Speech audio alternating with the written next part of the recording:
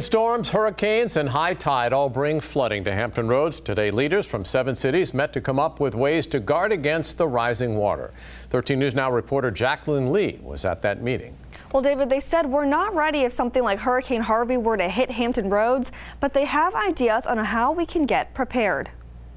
Well, it's a serious problem all over Hampton Roads, particularly in Virginia Beach and Norfolk. Virginia Beach Vice Mayor Lewis Jones is talking about flooding. The impact that Matthew had in Virginia Beach signals to all of us how serious it is. Today, city leaders from across Hampton Roads met to figure out how to prepare if we get hit.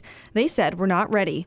We can look at these incidents in other regions like Harvey hitting Houston and say, well, what could we learn from this that would help us prepare? Catchmark runs the Water Resources Department for the Hampton Roads Planning District Commission. She said residents first need to understand flood risk. Make sure people understand that there's still a flood risk often outside of that area where insurance is mandatory.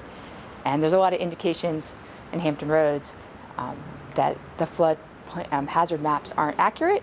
She also said cities need better public outreach campaigns and should map out structural flood control projects. You still have to realize that when a big rainfall, extreme sort of weather event happens, that you may flood even though the assessment is that it's a low-risk area. As for Jones, he said Virginia Beach committed millions of dollars to improve drainage systems, something other cities need to make sure to do. Each city's going to have to take the initiative on its own to do what's necessary in their individual locality. Jacqueline Lee, 13 News Now.